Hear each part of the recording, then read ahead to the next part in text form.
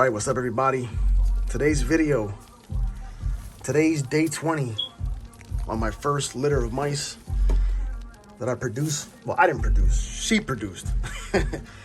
But I made it all possible to make it all happen here. So today's day 20. Today was the first day that I actually came down here and looked at the mice and realized, wow, they're getting pretty big. Like, when you see them all mushed together, it's kind of hard to tell where mom is. But I want to kind of make a video. I came down here yesterday, messed with the mice a little bit, and they pretty much, I witnessed a lot of them eating on their own already and drinking the water. So they're pretty much at that age where pretty soon I can take them out. I'm not going to take them out yet because I've heard a lot of people say, you know, you have to give them a little extra time with the mom. So it doesn't bother me to keep them in here for another couple days till probably day 25. That's usually when I see a lot of people separate their mice and stuff like that at day 25, separate them from the mom. So yeah, I kind of want to make the video my first video here. Pretty much this female here, I bought her in Petco. I want to also say, never mind, don't hold the music, don't get in the way of your listening here, because I know this phone here, a lot of bass comes through, but they're pumping music upstairs. So I had to make the video now though, because my heater was not on, and it was a perfect time to come down here to take this video. My heater is even way louder than that. So like I was saying, the mother here, I purchased her in Petco. I purchased her as a young female. They said she's only a few weeks old. And I kind of wonder if she really is a few weeks old, because once I bought her, I put her with the male. I took the male out about 10 days later. That was I put this pair together on January 1st, pretty much. And the 10th of January, I took the male out, and about 10 days later, and I saw her starting to make her nest. Then she finally gave birth on February 1st, a month later.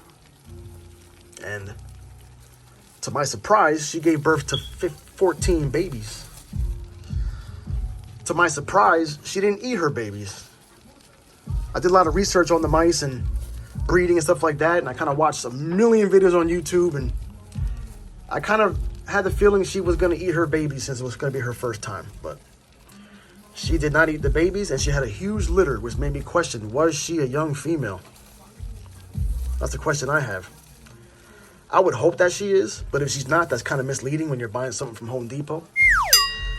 Not when you're buying a mouse as a breeder, but when you're buying a mouse as a pet. Because when you want to buy a mouse as a pet, that little tag tells you the price, how big they get, and also tells you how long they live, which is 2 years. And if you buy a mouse that's already been breeding, and chances are she's a little older than what you think she is. And anyway, I'm not trying to make accusations about Petco that I don't know, but I hope not. When you buy a pet mouse, you don't expect it to die 6 months later. That's all I have to say. So anyway, back to the mice. I don't think this is her first rodeo. She did a good job as a mother. I had to clean in here twice already since she gave birth. I cleaned a couple days ago, probably on the 15-day mark, I think it was. And it's not so bad in here. There's a little ammonia smell, but not overpowering to the point where I say it's overcrowded. It's not overcrowded right now. What's this baby doing out here? It's not overcrowded to me yet. I mean, for the first 10 days, these babies are pinky. Oh, before I even get into that, I'm also reviewing these mouse breeding cages in the process here, because you can see the size of my hand here. It's not very big. So once again, in my research, a lot of talk was these are too small to breed mice in. They're not well suited. These enable babies to break out. They're just not really good for breeding. There's better ones out there. I don't argue that there's better ones out there, but my experience with this one here is it's fine. I mean, for the first 10 days, 100%. These guys are still pinkies. They're not moving out of the corner. They're not leaving the nest. Even at 15 days, when the mother's walking around, the babies are dragging along with her. You know, they're not at the age where they're running out and running around, and they're not causing so much of a mess that I would say is overcrowded. So once they get to that size where they are overcrowded and it's too much, it's time to separate these babies and get them out of here anyway. So I feel that this is actually a pretty good size. Pretty good method to use this. Second thing I was worried about was babies escaping out of here. So far, I haven't had any babies escape, but as a precaution, I keep my breeding tub in a 40-gallon tank.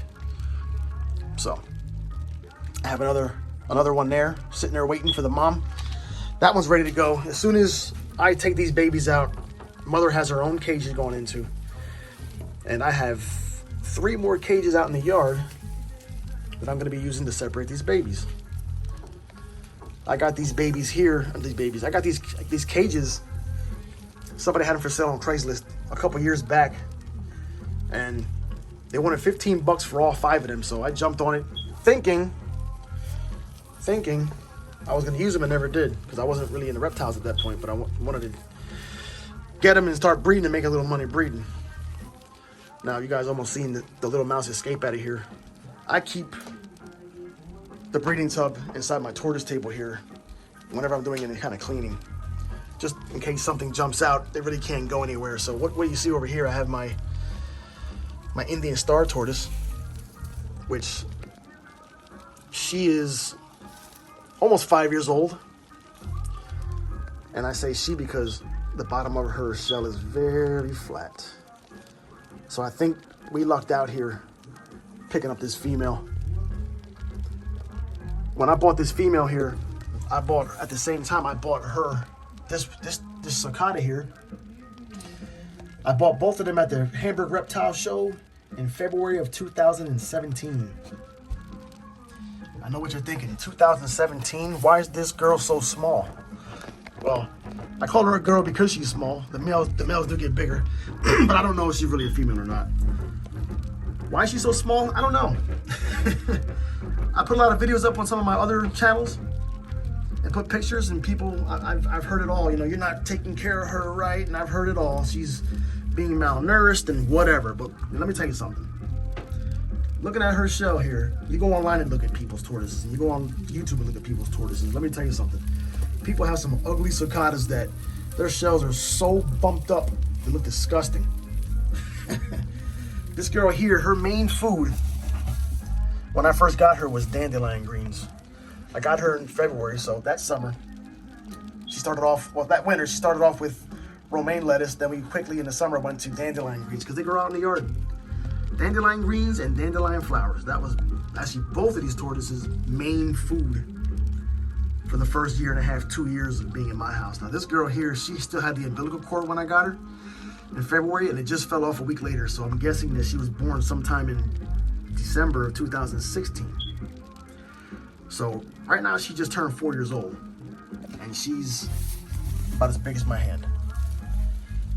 Maybe I'm not feeding her enough, I don't know, but she's healthy, she eats, she drinks. You can see she poops all over the cage. She's eating. She's not eating fruits and vegetables and all types of lettuces, but she's eating what she would find where she came from, right here. She has full range. She eats this all day long. So there you have it. My 4-year-old 6-inch cicada, smaller than my hand. And I know I say mine.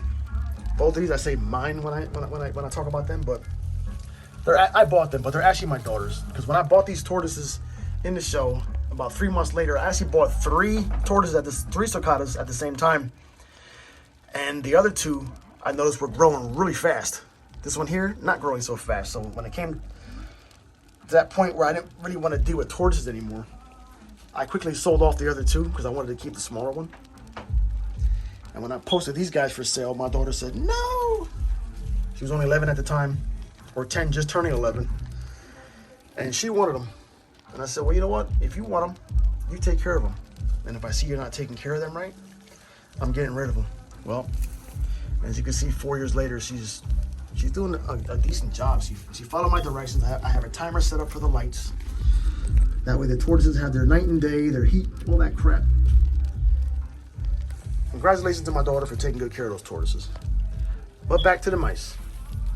So pretty much, like I said, today's day 20. It seems unanimous on a lot of videos. Day 25 is the day where I'll be going in and taking these babies out. I'm going to separate the males and the females. Pretty much going to keep one male and 2 females for myself. The other ones, I'm not sure if I'm going to freeze them or sell them. So pretty much what I'll do is I'm going to put these guys advertised on Craigslist. And I'll also put an ad in my reptile groups, a couple of my reptile groups that I belong to, just to see if anybody in the area is interested in feeder mice. So if I have people who are interested in feeder mice, I'll sell the live feeder mice. But if I don't get a big hit within the first week, then I'm pretty much going to freeze all the babies. I'm going to euthanize them, most likely using the CO2 method. And they're going to go in the freezer, except for 1 male and 2 females. Obviously, the 2 females will be the breeders. I'm going to let mom go one more round, then I'm going to retire her, not as a feeder, but just as my mouse.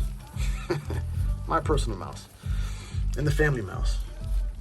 Now, as far as the other male goes, whether I feed him off or not, he will be fed no matter what. But whether I freeze him or not depends on this female here. Because the plan is I'm going to buy another male and put him together with her.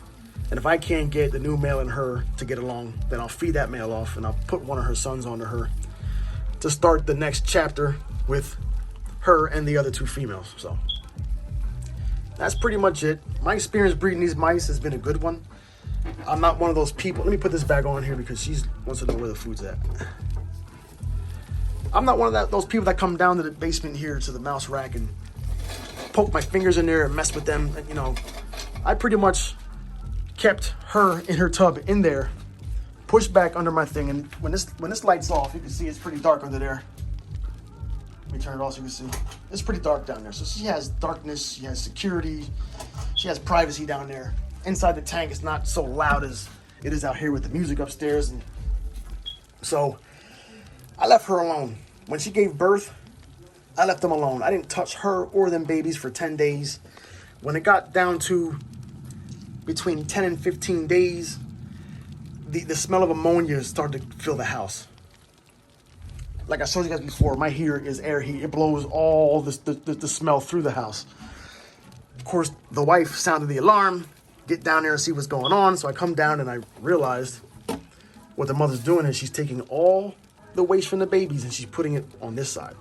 When I put my hand in, I can scoop out nothing but wet, wet substrate from the urine and the mouse droppings. Put my hand in here, nice and clean. So the mother does a good job cleaning the babies. So I realized from the very beginning that I could have came in here a little earlier, just not touch this half. Just come over here and scoop out what I got to scoop out and put some new stuff in, and that's it. But between day 10 and day 15, I came over here and scooped some out, put some new stuff in there. I made sure that had a lot of newspaper, stuck her back in, didn't touch it, didn't do anything, just simple refilling water and putting in the food. That's it. Pretty much leave mom alone and leave babies alone. And then I cleaned down here 2 days ago. So I cleaned twice since I had them. I can start to smell a little something here now, but I'm so close to 25 days, I might just wait for the 25-day mark. Take the babies out, scoop all the dirt out, take it out to the yard, hose it down, clean it, and have something fresh for the mom and the males and the females. And then we'll see what happens. So I just want to kind of document my first litter here. I think that's what you call it, a litter. I'm not sure. But I'm kind of excited about that. I'll have a video up marking the day 25 when I separate them. It might not be posted on their day 25, but I'll definitely have a video documented of their day 25. And I'm going to probably most likely feed one of my snakes for the first time with my own mouse. One of my own mice. One of my own mouses. I don't know. But yeah, I'll get all that down on video. Today's not a snake video day. I don't have anything new as far as snakes. The reptile show in Hamburg is coming up at the end of the month on the 27th. I will be going. I'm going to be looking for either a Mount Mojave or lesser female. 100% Heifer Clown. I still haven't veered off my project yet. I definitely want to get the Mojave and the lesser thing in there. And I'll have some new videos up of the snakes, and I have some other stuff that's going on too that I didn't mention yet with the reptiles, but I'll have some other videos coming too of some other things that I found and things that will be happening a little earlier than normal, but I'll be posting that up at some point. So I want to say, if you made this far through the video, thanks for watching, and I'll see you guys next time.